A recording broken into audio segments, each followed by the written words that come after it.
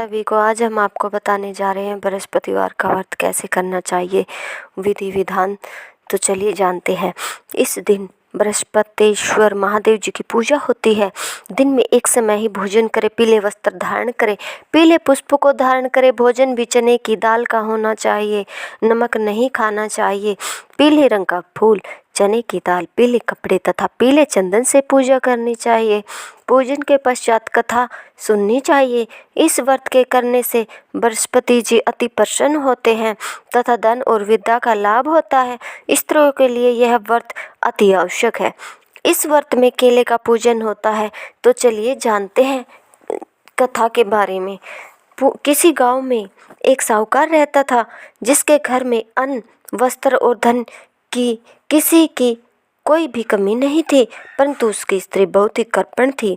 किसी भिक्षार्थी को कुछ नहीं देती, सारे दिन घर के कामकाज में लगी रहती थी। एक समय एक साधु महात्मा बृहस्पतिवार के दिन उसके द्वार पर आए और भिक्षा की याचना की। स्त्री उस समय घर के आंगन को लीप रही थी। इस कारण साधु महाराज से कहने लगी कि महाराज, इस समय तो मैं घर लीप रही हूँ, आपको कुछ नहीं दे सकती, फिर किसी अवकाश के समय आना।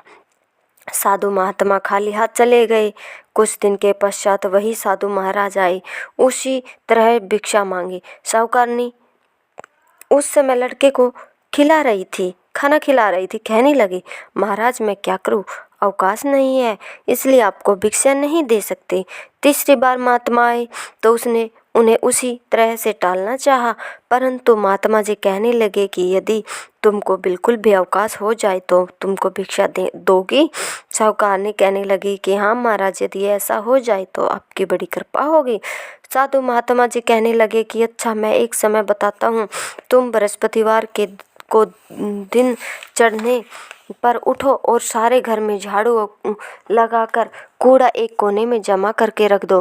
घर में चौका इत्यादि मत लगाओ। फिर स्नान करके घर वालों से कह दो उस दिन सब हजामत अवश्य बनवाई।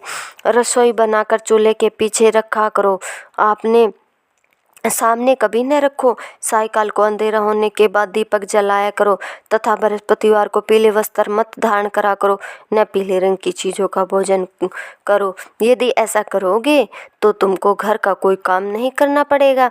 साहूकारनी ने ऐसा ही किया। बृहस्पतिवार को दिन चढ़े उठी, झाड़ू लगाकर कूड़े को घर में जमा कर दिया। पुरुषों ने हजामत बनवाई, भोजन बनवाकर चूल्हे के पीछे रखा। वह सब बृहस्पतिवारों को ऐसा ही करती रही। अब कुछ काल बाद उसके घर में खाने को दाना न रहा। थोड़े दिनों में महात्मा फिर आए और भिक्षा मांगी, परंतु सेठानी ने कहा, महाराज मेरे घर में खाने को अन्न नहीं है, आपको क्या दे सकती हूँ।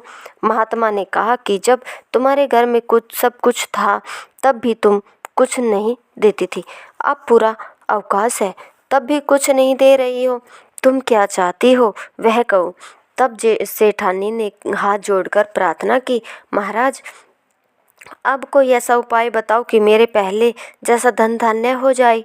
अब मैं प्रतीक्षा करती हूँ कि अवश्य मैं जैसा आप कहेंगे वैसा ही करूँगी।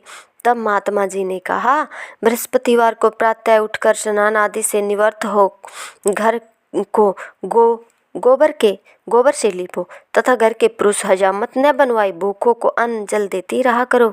ठीक सायकाल दीपक जलाओ। यदि ऐसा करोगी तो तुम्हारी सब मनोकामनाएं भगवान बृहस्पति जी की कृपा से पूर्ण होगी। सेठानी ने ऐसा ही किया और उसके घर में धन धान्य वैसा ही हो गया जैसा कि पहले था। इस प्रकार भगवान बृहस्पति जी की कृपा से अनेक प्रकार के सुख भोग कर दीर्घकाल तक जीवित रही।